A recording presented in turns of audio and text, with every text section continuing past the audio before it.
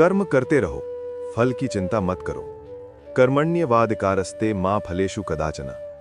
दोस्तों, जरा एक पल के लिए रुककर अपने जीवन को देखिए। सुबह से शाम तक हम भागते रहते हैं, पढ़ाई, नौकरी, बिजनेस, परिवार, सपने, लक्ष्य। लेकिन इन सब के बीच एक चीज लगातार हमारे मन को खाती रहती है, परिणाम की चिंता।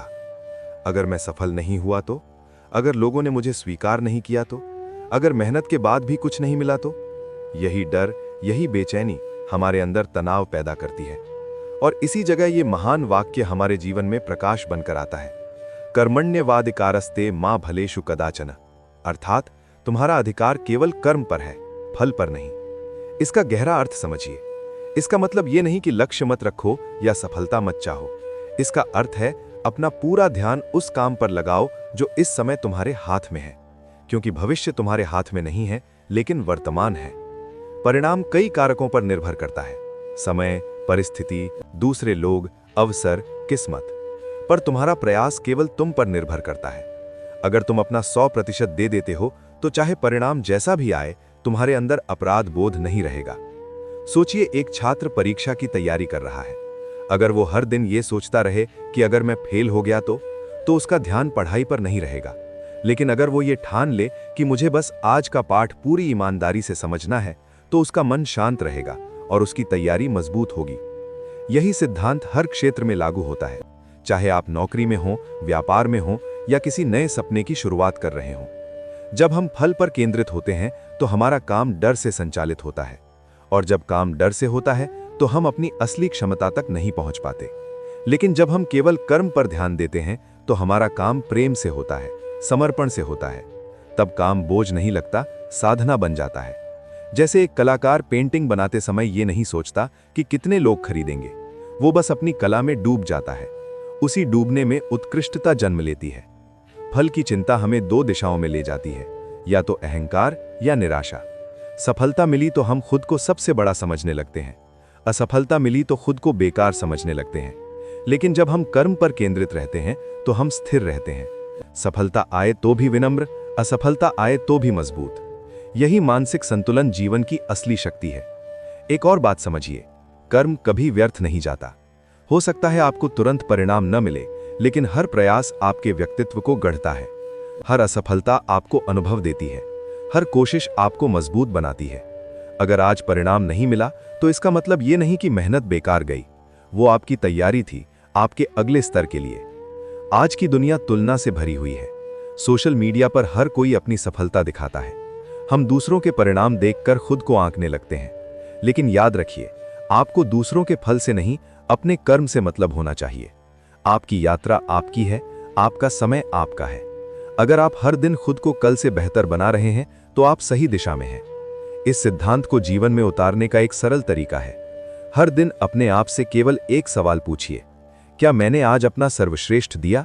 अगर जवाब हां है तो परिणाम चाहे जो भी हो, आप विजेता हैं। क्योंकि सच्ची जीत बाहर की तालियों में नहीं, भीतर की संतुष्टि में है। जब आप फल की चिंता छोड़ देते हैं तो आपके अंदर से भय कम हो जाता है, और जहां भय समाप्त होता है वहीं से असली आत्मविश्वास शुरू होता है। तब आप जोखिम लेने से नहीं डरते, नई शुरुआत करने से नहीं घबराते, क्योंकि आपको पता है कि आपका काम है प्रयास करना, परिणाम की व्यवस्था समय पर छोड़ देना। तो दोस्तों, आज से एक निर्णय लीजिए। आप काम करेंगे पूरे समर्पण से, पूरी ईमानदारी से, पूरी ऊर्जा से, लेकिन परिणाम को अपनी खुशी का आधार नहीं बनाएंगे। आप अपना कर्तव्य निभाएंगे और बाकी को समय पर छोड़ देंगे। यही मानसिक स्वतंत्रता आपको तनाव से मुक्त करेगी, और यही आपको स्थायी सफलता की ओर ले जाएगी। याद रखिए, फल अस्थायी है, कर्म स्थायी है। उपलब्धियां बदलती रहती हैं, लेकिन आपका चरित्र, आपकी निष्ठा, आपका प्रयास, यही आपकी असली पहचान है। इसलिए उठिए, अपने डर को छोड़िए और पूरे विश्वास के साथ कर्म के मार्ग पर चल पड़िए। क्योंकि जब आप कर्म में सच्चे होते हैं तो जीवन अपने आप सही दिशा में आगे बढ़ता है। 2. आत्मा अजर अमर है। आत्मा न जन्म लेती है न मरती है। शरीर बदलता है, आत्मा नहीं। दोस्तों, इंसान की सबसे बड़ी चिंता क्या है? मृत्यु, खो देने का डर, अपनों से बिछड़ जाने का डर, अपने अस्तित्व के समाप्त हो जाने का डर। बचपन से लेकर बुढ़ापे तक हम किसी न किसी रूप में इसी डर से भागते रहते हैं। लेकिन जब हम इस दिव्य सत्य को सुनते हैं, आत्मा न जन्म लेती है न मरती है, तब जीवन का पूरा दृष्टिकोण बदलने लगता है। जरा ठहर कर सोचिए, क्या सच में हम केवल ये शरीर हैं? अगर शरीर ही सब कुछ है तो बचपन की देह कहाँ गई? किशोरावस्था का शरीर कहाँ गया? हर कुछ वर्षों में शरीर की कोशिकाएं बदल जाती हैं, चेहरा बदल जाता है, आवाज बदल जाती है, विचार बदल जाते हैं, लेकिन एक चीज नहीं बदलती, मैं होने का अनुभव। वही एहसास कि मैं हूं, यही आत्मा है। शरीर बदलता है पर आत्मा नहीं बदलती। शरीर जन्म लेता है, बढ़ता है, बूढ़ा होता है और समाप्त हो जाता है, लेकिन आत्मा इन सब परिवर्तनों की साक्षी है। जैसे हम पुराने कपड़े उतारकर नए पहन लेते हैं, वैसे ही आत्मा पुराने शरीर को त्याग कर नया शरीर धारण करती है। कपड़ा बदलने से व्यक्ति नहीं बदलता, उसी तरह शरीर बदलने से आत्मा नहीं बदलती। ये समझ आ जाए तो मृत्यु का भय धीरे धीरे कम होने लगता है। हम शोक क्यों करते हैं? क्योंकि हम शरीर को ही व्यक्ति मान लेते हैं। हमें लगता है कि जो दिख रहा था वही सब कुछ था, लेकिन जो दिखता है वो अस्थायी है, जो नहीं दिखता वही शाश्वत है। आत्मा ऊर्जा की तरह है, और विज्ञान भी कहता है कि ऊर्जा न उत्पन्न की जा सकती है न नष्ट की जा सकती है, वो केवल रूप बदलती है। उसी तरह आत्मा भी नष्ट नहीं होती, केवल शरीर का रूप बदलता है। ये समझ हमें भीतर से मजबूत बनाती है। जब हमें ये एहसास होता है कि हम केवल ये शरीर नहीं हैं, बल्कि एक शाश्वत चेतना है, तब जीवन की छोटी छोटी परेशानियां भी हल्की लगने लगती हैं।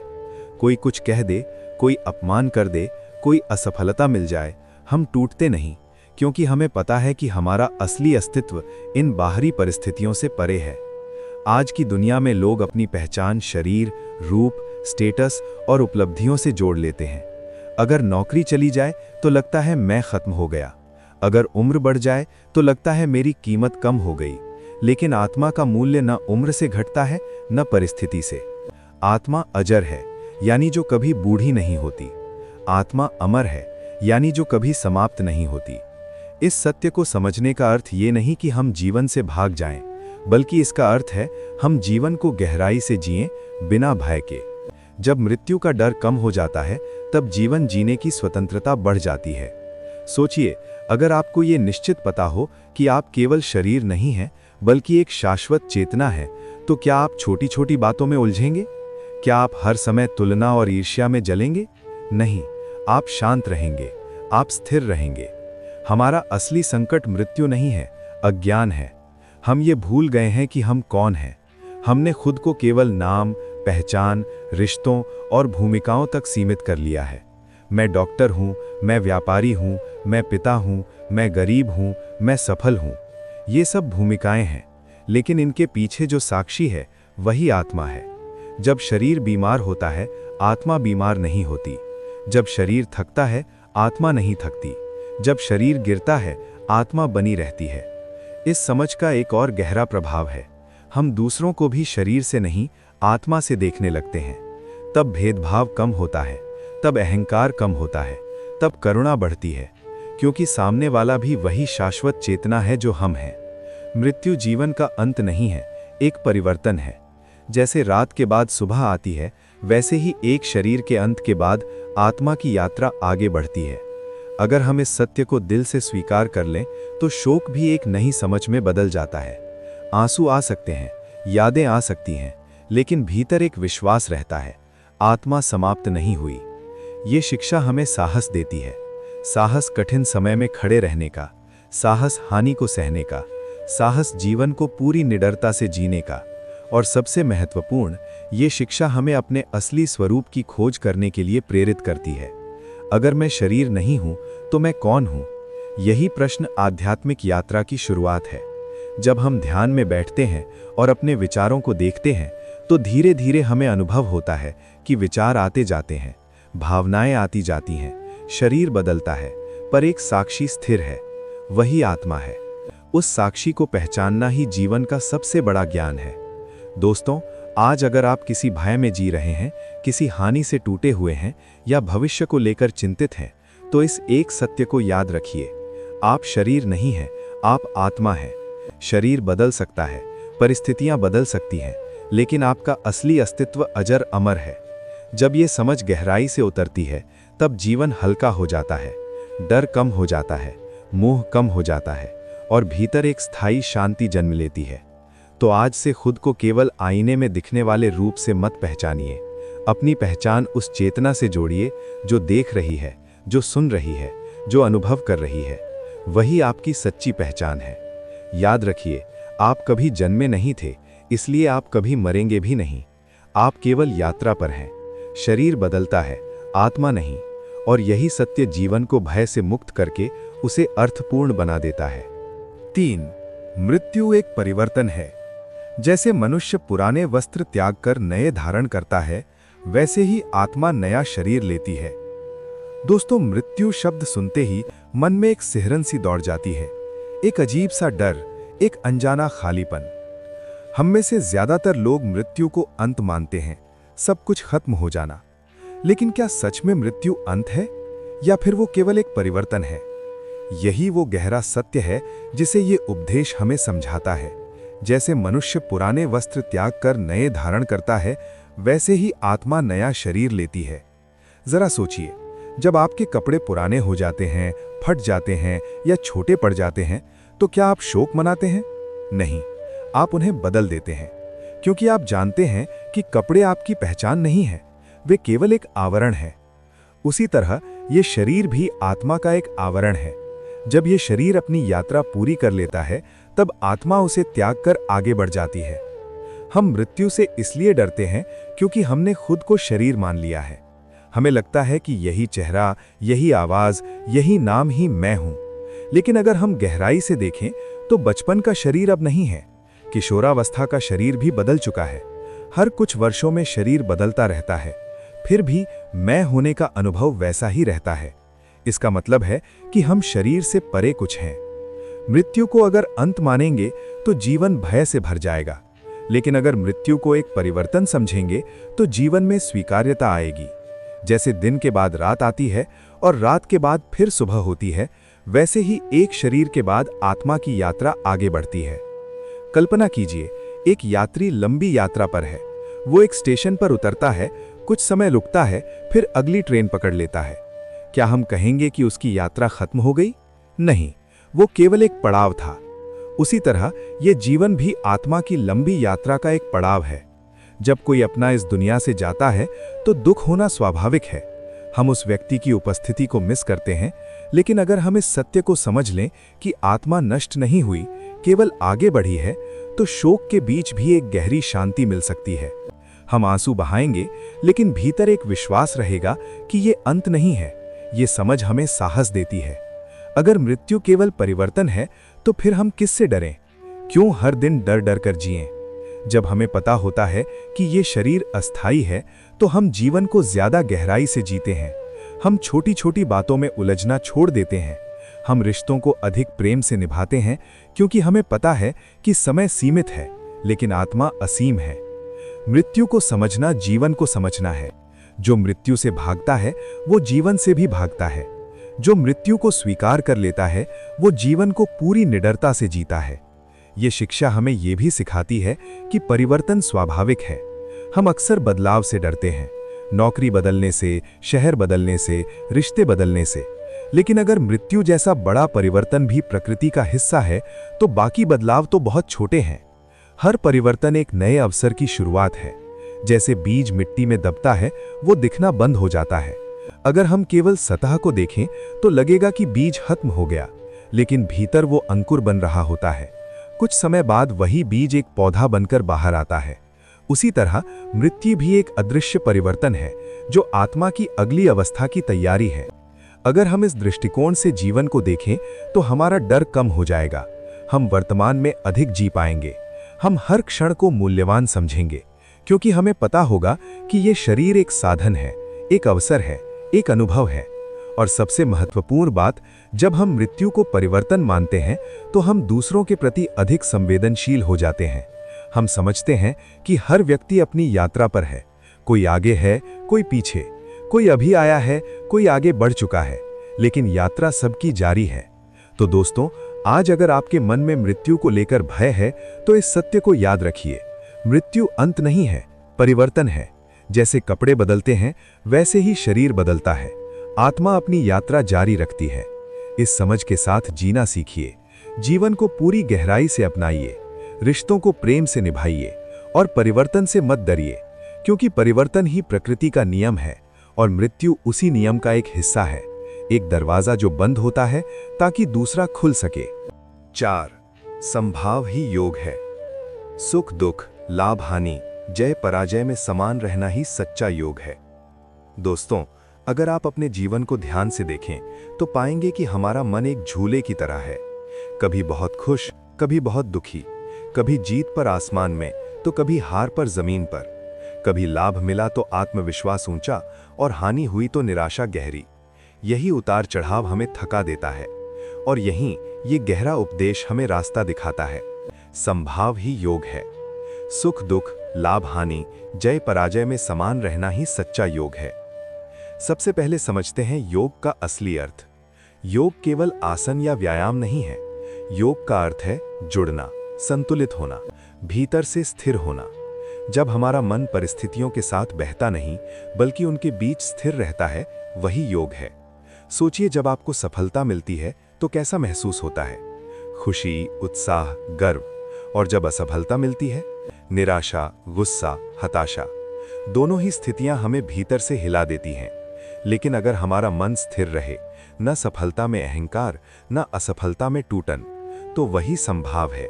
संभाव का मतलब भावहीन होना नहीं है। इसका अर्थ ये नहीं कि खुशी में मुस्कुराए नहीं या दुख में आंसू ना आए।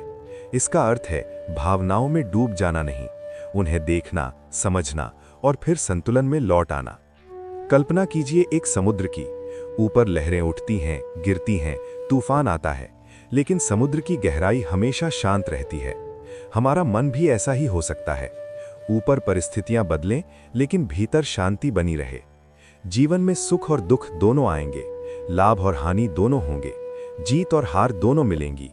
अगर हम केवल सुख चाहते हैं और दुख से भागते हैं तो हम हमेशा असंतुलित रहेंगे, क्योंकि जीवन द्वंद्व का नाम है।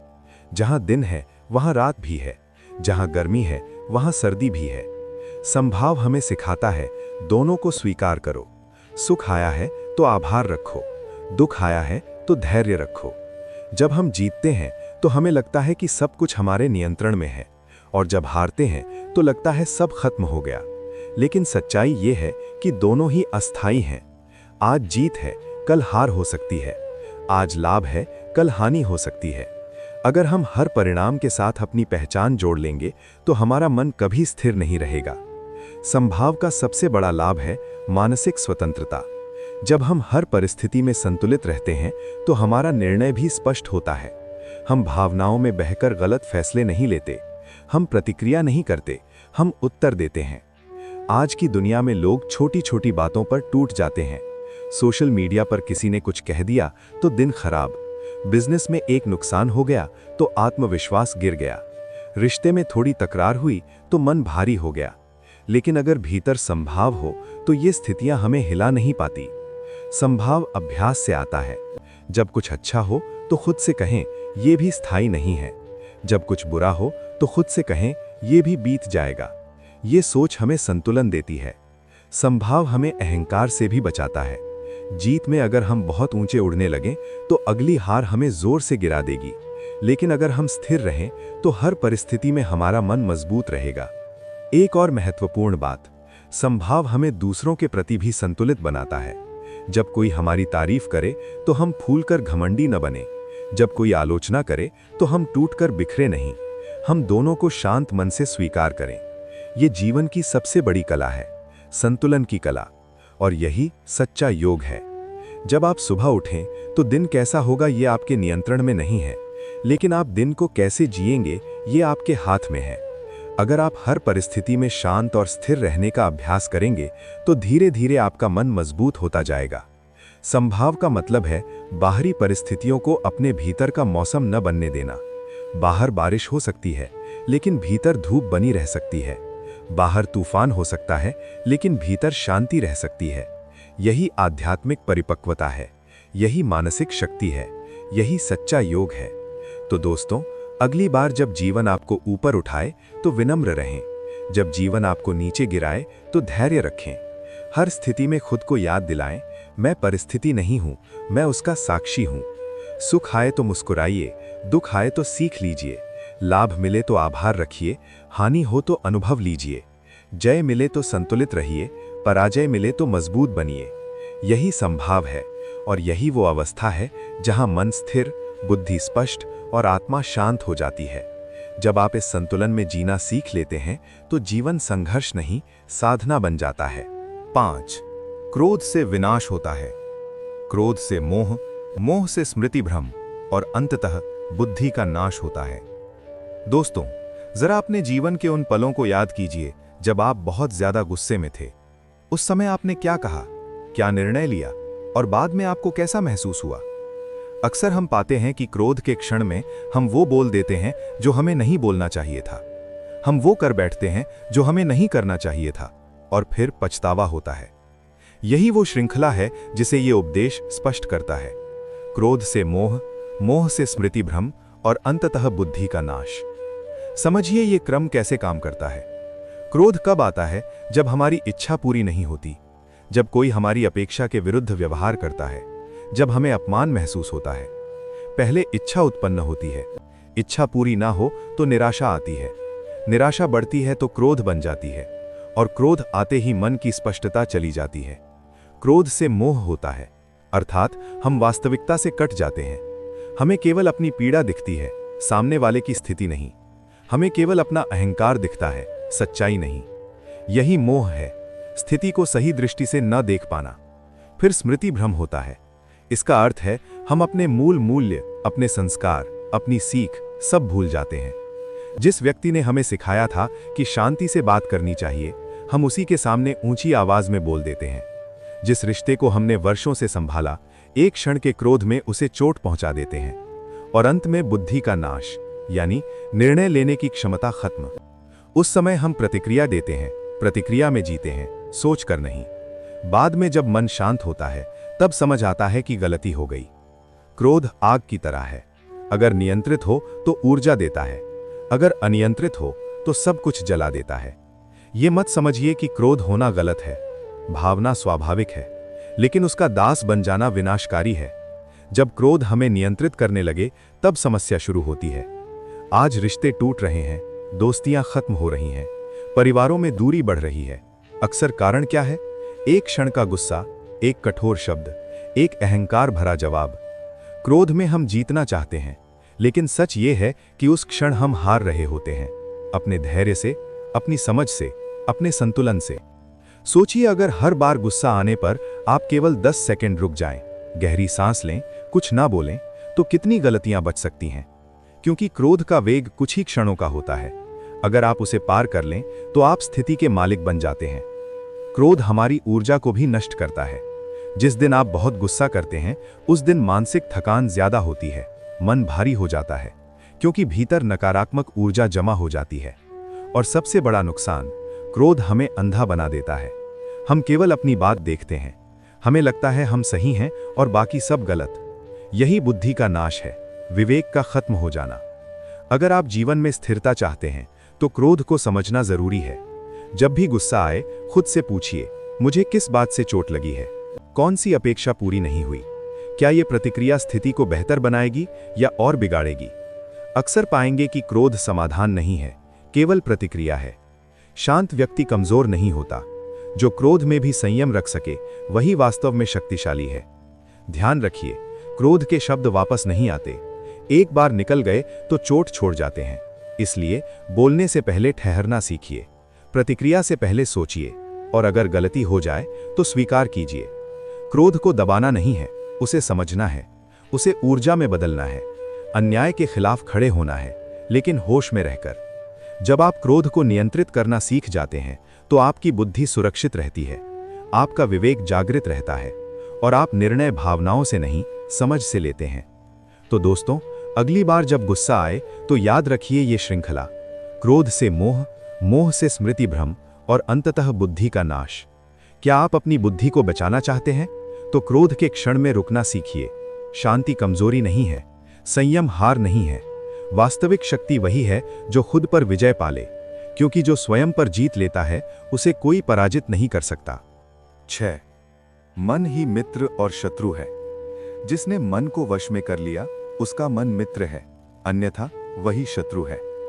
दोस्तों, अगर आप अपने जीवन की सबसे बड़ी लड़ाई ढूंढना चाहें तो वो बाहर नहीं मिलेगी, वो आपके भीतर है। वो किसी व्यक्ति, परिस्थिति या किस्मत से नहीं है, वो आपके अपने मन से है। यही कारण है कि ये उपदेश इतना गहरा है। मन ही मित्र है और मन ही शत्रु।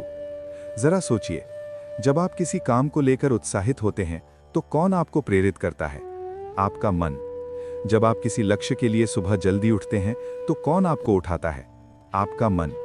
लेकिन जब आप आलस करते हैं, टाल मटोल करते हैं, डरते हैं, खुद को कम समझते हैं, तो कौन आपको रोकता है? वही मन। यानी जो मन आपको ऊंचाइयों तक पहुंचा सकता है वही आपको गिरा भी सकता है। फर्क बस इतना है, क्या आप मन के मालिक हैं या मन आपका मालिक है? मन को समझना जरूरी है। मन स्वभाव से चंचल है। वो कभी अतीत में जाता है, कभी भविष्य में, कभी पछतावे में उलझता है, कभी चिंता में। बहुत कम बार वो वर्तमान में रहता है और यही अस्थिरता हमें कमजोर बनाती है। जब मन नियंत्रित नहीं होता तो वो हर नकारात्मक विचार को बढ़ा देता है। कोई एक छोटी सी असफलता हुई तो मन कहता है तुमसे नहीं होगा। कोई आलोचना हुई तो मन कहता है सब तुम्हारे खिलाफ हैं। कोई तुलना दिखी तो मन कहता है तुम पीछे रह गए। धीरे धीरे यही मन हमारा शत्रु बन जाता है। वो हमें डराता है, हमें रोकता है, हमें हमारी असली क्षमता से दूर रखता है। लेकिन यही मन अगर प्रशिक्षित हो जाए तो सबसे बड़ा मित्र बन सकता है। जब मन कहे कोशिश करो, जब मन कहे असफलता अंत नहीं है, जब मन कहे तुम सक्षम हो, तब वही मन हमें आगे बढ़ाता है। असल में मन एक साधन है। जैसे घोड़ा बहुत शक्तिशाली होता है, अगर लगाम हाथ में हो तो वो आपको मंजिल तक पहुंचा देगा।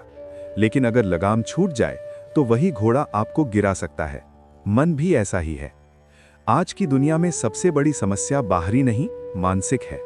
लोग तनाव में हैं, चिंता में हैं, तुलना में हैं। बाहर सब ठीक दिखता है लेकिन भीतर मन अशांत है, क्योंकि मन पर हमारा नियंत्रण कम है। तो सवाल है, मन को वश में कैसे करें? पहला कदम है जागरूकता। जब भी मन में नकारात्मक विचार आए उसे तुरंत सच मत मानिए, उसे देखिए। खुद से पूछिए, क्या ये वास्तव में सच है या सिर्फ एक डर है? दूसरा, अनुशासन। मन हमेशा आसान रास्ता चुनना चाहता है। वो कहेगा आज मत उठो, कल से शुरू करेंगे। लेकिन अगर आप हर बार उसकी बात मान लेंगे तो वो मजबूत होता जाएगा। जब आप मन के विरुद्ध सही निर्णय लेते हैं, जैसे समय पर उठना, मेहनत करना, ध्यान लगाना, तो धीरे धीरे मन आपकी सुनने लगता है। तीसरा, सकारात्मक आहार। जैसे शरीर को सही भोजन चाहिए, वैसे मन को भी चाहिए। आप क्या देख रहे हैं, क्या सुन रहे हैं, किससे बात कर रहे हैं? अगर मन को हर दिन नकारात्मकता मिलेगी तो वो वैसा ही बनेगा। अगर उसे प्रेरणा, शांति और ज्ञान मिलेगा तो वो स्थिर होगा। मन को वश में करना एक दिन का काम नहीं है, ये अभ्यास है। हर दिन थोड़ा थोड़ा, हर निर्णय में थोड़ी सजगता। जब आप मन को नियंत्रित करना सीख जाते हैं तो बाहरी परिस्थितियां आपको कम प्रभावित करती हैं।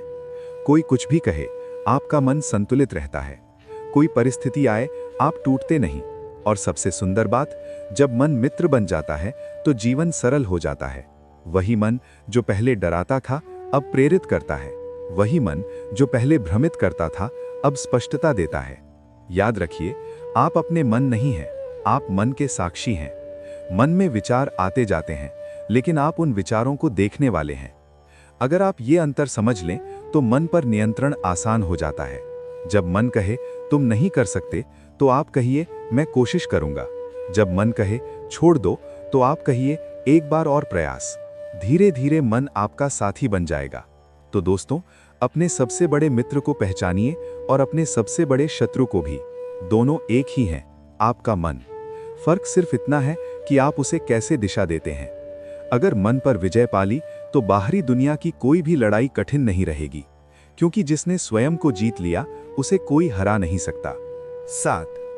श्रद्धा के अनुसार मनुष्य बनता है। जैसी जिसकी श्रद्धा है वैसा ही वो बन जाता है।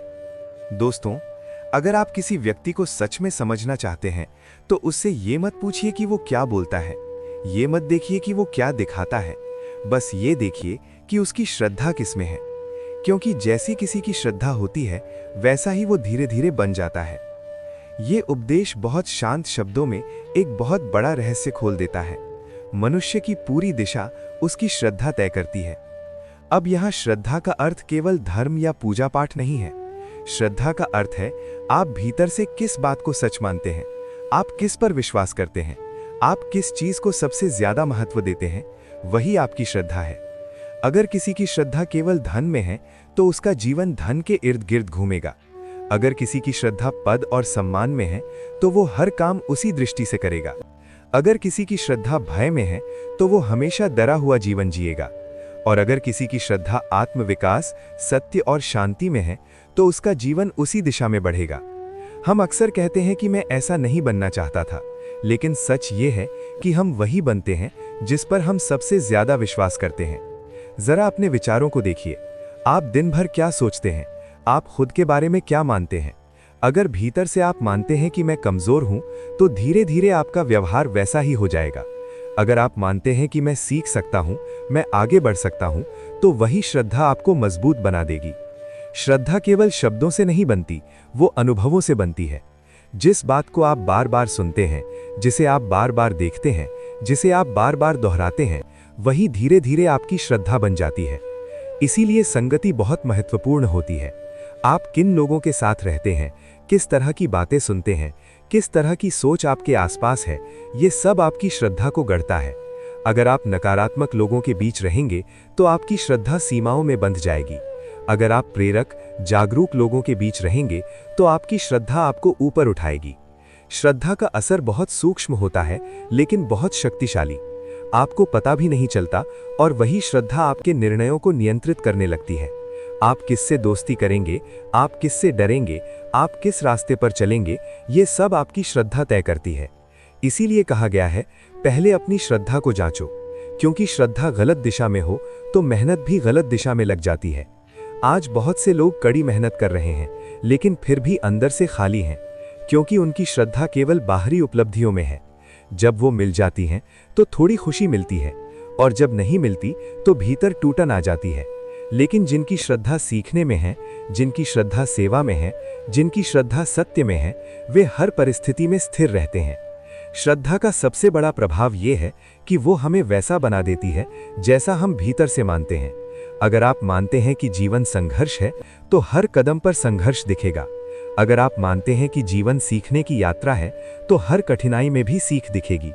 और ध्यान रखिए, श्रद्धा बदली जा सकती है, ये कोई स्थायी चीज नहीं है। आज अगर आपकी श्रद्धा डर में है तो अभ्यास से उसे साहस में बदला जा सकता है। आज अगर आपकी श्रद्धा कमी में है तो उसे संभावना में बदला जा सकता है। इसके लिए सबसे जरूरी है सजगता। हर बार जब आप खुद के बारे में कोई नकारात्मक धारणा पकड़ें तो रुकिए, पूछिए क्या ये मेरी सच्ची क्षमता है या सिर्फ एक पुरानी मान्यता। धीरे धीरे जब आप अपनी श्रद्धा को ऊंचा उठाते हैं तो आपका जीवन भी ऊंचा उठने लगता है। आपका आचरण बदलता है, आपकी भाषा बदलती है, आपकी ऊर्जा बदलती है। यही कारण है कि महान लोग पहले अपनी श्रद्धा बदलते हैं, फिर दुनिया बदलती है। वे खुद पर, अपने उद्देश्य पर और जीवन की गहराई पर श्रद्धा रखते हैं। तो दोस्तों, आज अपने आप से एक ईमानदार प्रश्न पूछिए, मेरी श्रद्धा किसमें है? डर में, तुलना में, शिकायत में या सीख, साहस और आत्मविकास में? क्योंकि याद रखिए, जैसी आपकी श्रद्धा होगी वैसा ही आपका चिंतन बनेगा। जैसा चिंतन बनेगा वैसा ही आपका जीवन बन जाएगा। मनुष्य अपने भाग्य से नहीं, अपनी श्रद्धा से बनता है। 8. अपने धर्म का पालन श्रेष्ठ है। दूसरे के धर्म को श्रेष्ठता से करने से बेहतर है अपना धर्म अपूर्ण रूप में निभाना। दोस्तों, आज की दुनिया तुलना की दुनिया है। कोई किसी जैसा बनना चाहता है, कोई किसी की सफलता देखकर उसी रास्ते पर दौड़ पड़ता है, कोई अपने जीवन को छोड़कर दूसरों की नकल करने में लग जाता है। लेकिन यही वो जगह है जहां ये गहरा उपदेश हमें रोकता है और सोचने पर मजबूर करता है। अपने धर्म का पालन श्रेष्ठ है। दूसरे के धर्म को श्रेष्ठता से करने से बेहतर है अपना धर्म अपूर्ण रूप में निभाना। सबसे पहले धर्म का सही अर्थ समझना जरूरी है। यहां धर्म का मतलब केवल पूजा पाठ या किसी विशेष परंपरा से नहीं है। धर्म का अर्थ है आपका स्वभाव, आपका कर्तव्य, आपकी प्रकृति, आपकी जिम्मेदारी। यानी जो काम आपके लिए स्वाभाविक है, जो भूमिका आपको मिली है, जो रास्ता आपके भीतर से पुकारता है वही आपका धर्म है। हर व्यक्ति अलग है, हर किसी की क्षमता अलग है, हर किसी की यात्रा अलग है। अगर एक मछली पेड़ पर चढ़ने की कोशिश करे तो वो असफल ही लगेगी, लेकिन वही मछली पानी में अद्भुत होती है। उसी तरह अगर आप अपनी प्रकृति छोड़कर किसी और की नकल करेंगे तो शायद बाहर से सफल दिख जाएं, लेकिन भीतर से संतुष्ट नहीं होंगे। आज बहुत लोग इसलिए दुखी हैं क्योंकि वे अपनी तुलना दूसरों से करते हैं। वो कहता है, वो डॉक्टर बन गया, मुझे भी बनना चाहिए। वो बिजनेस कर रहा है, मुझे भी करना चाहिए। वो सोशल मीडिया पर प्रसिद्ध है, मुझे भी होना चाहिए। लेकिन क्या वो आपका रास्ता है? क्या वो आपकी प्रकृति है? क्या वो आपकी आंतरिक पुकार है? अगर नहीं, तो चाहे आप उस रास्ते पर कितना भी अच्छा कर लें, भीतर एक खालीपन रहेगा। अपने धर्म का पालन करना आसान नहीं होता, क्योंकि उसमें संघर्ष होता है, गलतियां होती हैं, धीमी प्रगति होती है, लेकिन वो सच्चा होता है, वो आपका होता है। दूसरे का धर्म भले ही चमकदार लगे, लेकिन वो आपकी आत्मा के अनुरूप नहीं हो सकता। आप उसे श्रेष्ठता से निभा लें, फिर भी वो आपको पूर्ण संतोष नहीं देगा। मान लीजिए किसी व्यक्ति की प्रकृति सेवा की है, लेकिन वो केवल पैसा कमाने के पीछे भाग रहा है, क्योंकि समाज उसे वही सफलता मानता है। हो सकता है वो बहुत कमाए, लेकिन भीतर बेचैनी बनी रहेगी, क्योंकि उसने अपना धर्म छोड़ दिया। अपना धर्म निभाने का अर्थ है अपने स्वभाव को पहचानना। आप किस काम में समय का ध्यान भूल जाते हैं? आप किस काम में भीतर से जीवंत महसूस करते हैं? आप किस जिम्मेदारी को निभाते समय थकान कम और संतोष ज्यादा महसूस करते हैं? वही आपका मार्ग है। इसका मतलब ये नहीं कि आप जो चाहें वही करें और जिम्मेदारियों से भाग जाएं। नहीं, अपना धर्म पहचानने का अर्थ है जो भूमिका आपको मिली है उसे ईमानदारी से निभाना। अगर आप विद्यार्थी हैं तो पढ़ाई आपका धर्म है। अगर आप माता पिता हैं तो परिवार की जिम्मेदारी आपका धर्म है। अगर आप किसी काम में हैं तो उसे पूरी निष्ठा से करना आपका धर्म है। दूसरों की नकल करने से व्यक्ति अपनी पहचान खो देता है। धीरे धीरे वो खुद से दूर हो जाता है और यही असंतोष का कारण बनता है। अपना धर्म निभाना कभी कभी अपूर्ण होता है। आप गलतियां करेंगे, आप धीरे सीखेंगे, लेकिन वो यात्रा सच्ची होगी और सच्ची यात्रा ही अंत में संतोष देती है। समाज हमेशा तुलना करेगा, लोग हमेशा सलाह देंगे, कोई कहेगा ये करो, कोई कहेगा वो करो, लेकिन अंत में आपको अपने भीतर की आवाज सुननी होगी, क्योंकि वही आपको आपके सच्चे मार्ग की ओर ले जाएगी। याद रखिए, हर व्यक्ति की एक अनोखी भूमिका है। अगर सब एक ही काम करने लगें तो दुनिया संतुलित नहीं रह पाएगी। कोई शिक्षक है, कोई कलाकार है, कोई सैनिक है, कोई किसान है। हर भूमिका महत्वपूर्ण है, छोटी बड़ी का प्रश्न नहीं है। जब आप अपना धर्म निभाते हैं तो आप भीतर से मजबूत होते हैं। आपको दूसरों की स्वीकृति की जरूरत कम पड़ती है।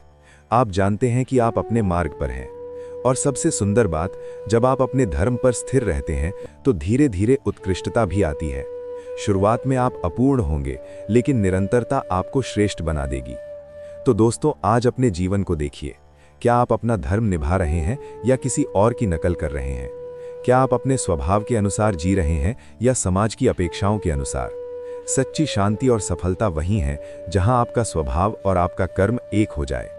इसलिए निर्णय लीजिए, आप अपनी यात्रा जिएंगे। भले ही वो धीमी हो, भले ही उसमें संघर्ष हो, लेकिन वो आपकी होगी, क्योंकि दूसरे का श्रेष्ठ मार्ग भी आपके लिए सही नहीं हो सकता और आपका अपूर्ण मार्ग भी आपको सच्ची पूर्णता दे सकता है। 9.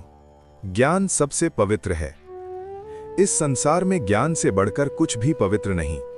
दोस्तों, दुनिया में बहुत सी चीजों को पवित्र कहा जाता है। स्थान पवित्र हैं, नदियां पवित्र हैं, मंदिर पवित्र हैं, कर्म पवित्र हैं। लेकिन ये उपदेश एक बहुत गहरी बात कहता है। इस संसार में ज्ञान से बढ़कर कुछ भी पवित्र नहीं। जरा सोचिए, ऐसा क्यों कहा गया? क्योंकि ज्ञान वो प्रकाश है जो अज्ञान के अंधकार को समाप्त कर देता है। और अज्ञान ही वो कारण है जिसकी वजह से मनुष्य दुखी होता है, डरता है, भ्रमित होता है और गलत निर्णय लेता है। जब कमरे में अंधेरा होता है तो हमें डर लगता है, चीजें अस्पष्ट दिखाई देती हैं, हम अनुमान लगाते हैं, भ्रम में रहते हैं। लेकिन जैसे ही एक छोटा सा दीपक जलता है, अंधेरा अपने आप हट जाता है। उसी तरह ज्ञान हमारे जीवन में दीपक की तरह है। वो हमें स्पष्टता देता है। वो हमें दिखाता है कि क्या सही है, क्या गलत है, क्या स्थायी है, क्या अस्थायी है। ज्ञान केवल किताबों की जानकारी नहीं है, डिग्री होना ज्ञान नहीं है। बहुत लोग पढ़े लिखे होते हुए भी भ्रम में जीते हैं। सच्चा ज्ञान वो है जो हमें अपने बारे में, जीवन के बारे में और सत्य के बारे में जागरूक बनाता है, जो हमें ये समझाए कि हम कौन हैं, हमारा उद्देश्य क्या है और हमें किस दिशा में चलना चाहिए।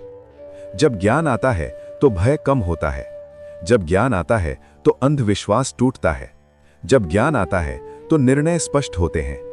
अज्ञान हमें दूसरों के पीछे चलाता है, ज्ञान हमें अपने पैरों पर खड़ा करता है।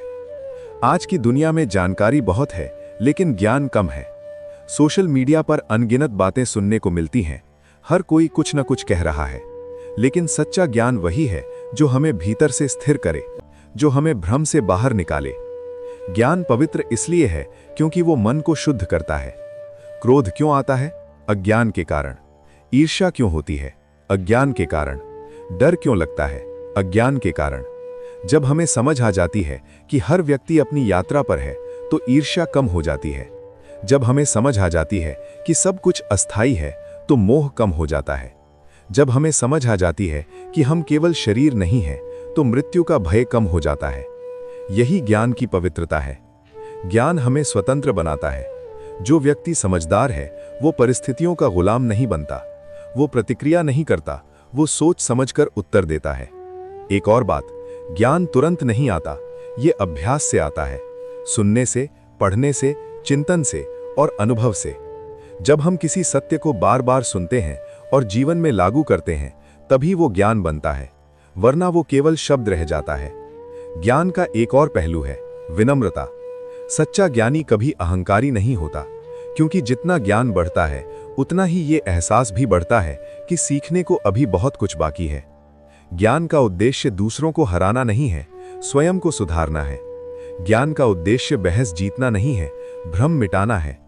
जब हम ज्ञान को अपने जीवन में उतारते हैं तो हमारा व्यवहार बदलता है, हमारी भाषा बदलती है, हमारे निर्णय बदलते हैं।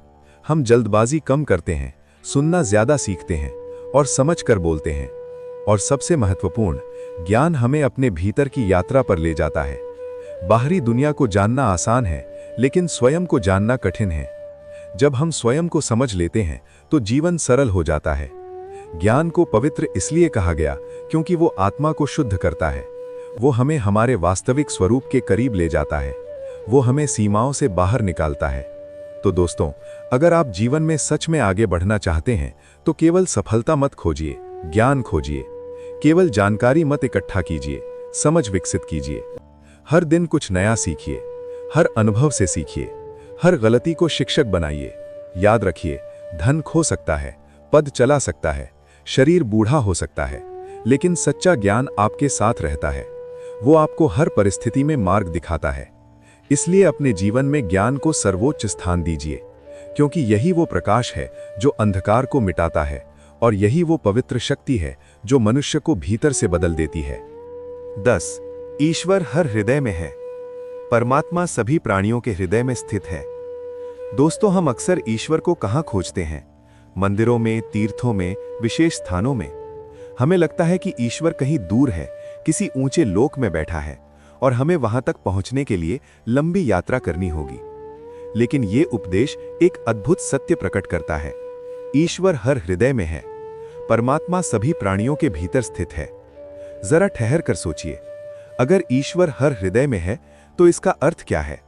इसका अर्थ है कि वो केवल किसी एक धर्म, एक स्थान या एक व्यक्ति तक सीमित नहीं है।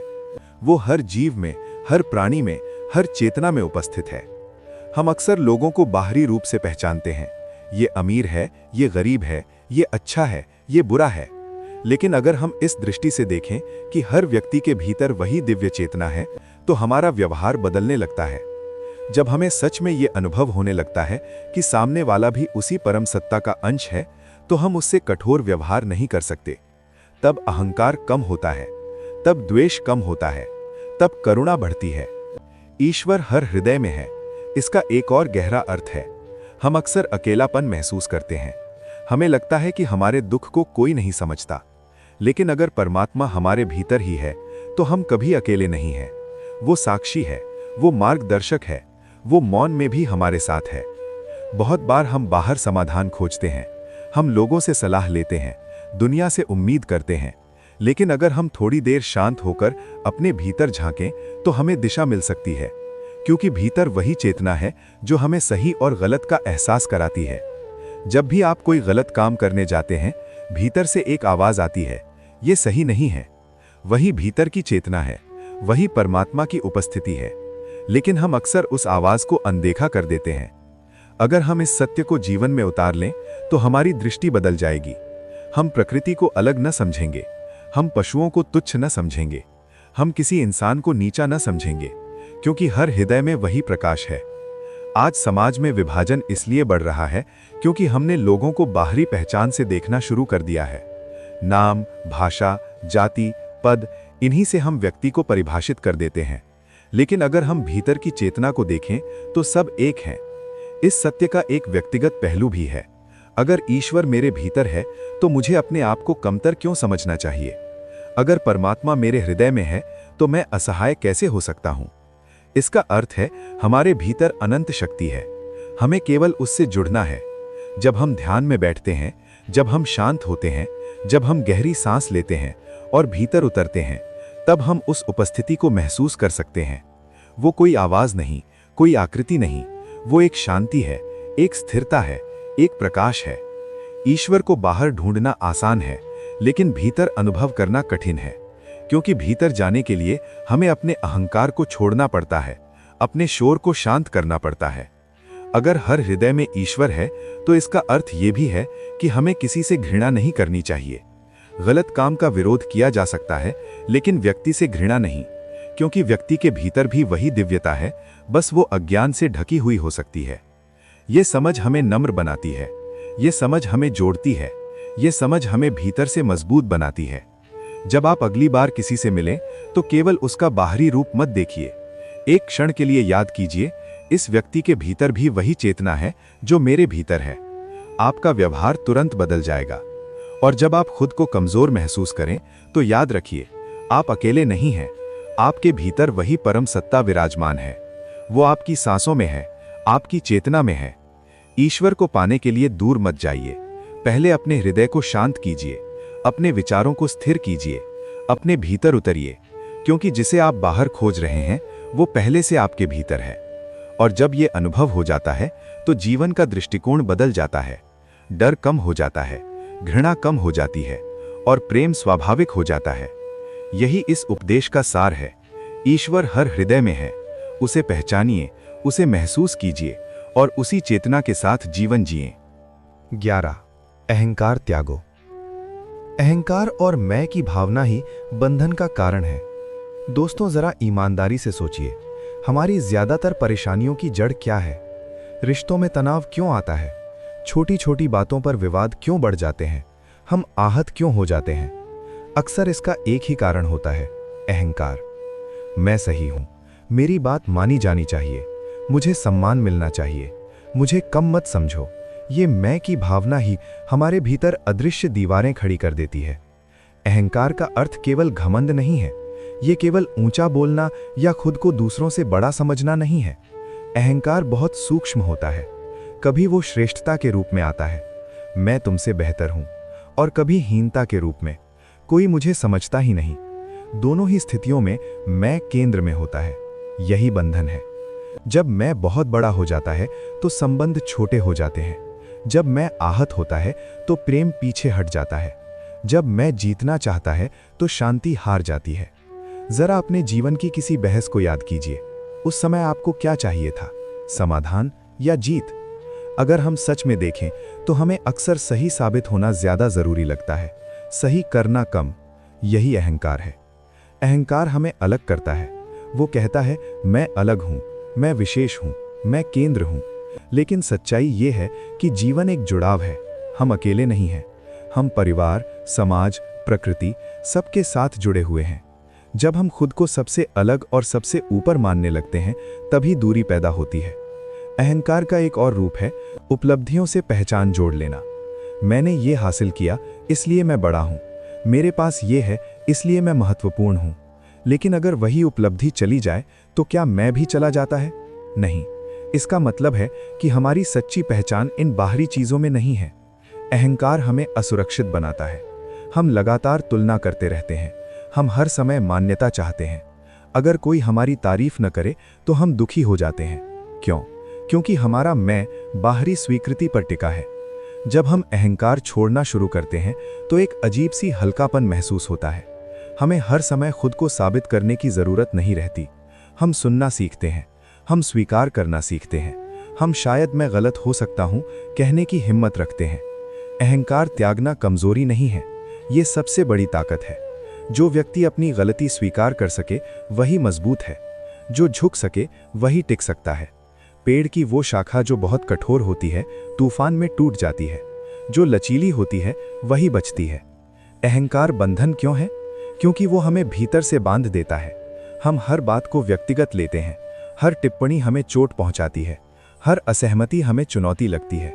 लेकिन जब मैं छोटा हो जाता है तो जीवन आसान हो जाता है। हम चीज़ों को व्यक्तिगत लेना बंद कर देते हैं। हम समझते हैं कि हर व्यक्ति अपनी समझ के अनुसार बोल रहा है। अहंकार छोड़ने का अर्थ ये नहीं कि आप खुद को कमतर समझें। इसका अर्थ है अपनी सच्ची पहचान को समझना। आप भूमिका नहीं हैं, आप पद नहीं हैं, आप उपलब्धि नहीं हैं, आप वो चेतना है जो इन सब का अनुभव कर रही है। जब ये समझ आती है तो मैं की कठोरता धीरे धीरे घुलने लगती है। तब हम सहयोगी बनते हैं, प्रतिस्पर्धी नहीं। तब हम सेवा में आनंद पाते हैं, प्रदर्शन में नहीं। जरा सोचिए, अगर हर व्यक्ति अपने अहंकार को थोड़ा कम कर दे तो कितने रिश्ते सुधर जाएंगे, कितनी बहसें रुक जाएंगी, कितनी दूरियां खत्म हो जाएंगी। अहंकार त्यागने की शुरुआत कैसे करें? पहला कदम, सुनना सीखें, बिना बीच में टोके। दूसरा, अपनी गलती स्वीकार करने का अभ्यास करें। तीसरा, हर उपलब्धि के लिए आभार रखें, घमंड नहीं। और सबसे महत्वपूर्ण, हर दिन खुद से पूछें कि क्या मैं सही होना चाहता हूं या शांत रहना। जब मैं पीछे हटता है तब प्रेम आगे आता है। जब मैं शांत होता है तो बुद्धि स्पष्ट होती है। जब मैं छोटा होता है तो जीवन विशाल हो जाता है। दोस्तों, अहंकार छोड़ना एक दिन का काम नहीं है, ये आवाज़गी का अभ्यास है। हर दिन थोड़ा थोड़ा, हर स्थिति में खुद को देखते रहना। याद रखिए, अहंकार हमें सीमित करता है, विनम्रता हमें विस्तृत करती है। अहंकार बांधता है, समर्पण मुक्त करता है। अगर आप सच में स्वतंत्र होना चाहते हैं तो मैं की पकड़ ढीली करनी होगी, क्योंकि असली शांति वहीं मिलती है जहां मैं कम और हम अधिक हो जाता है।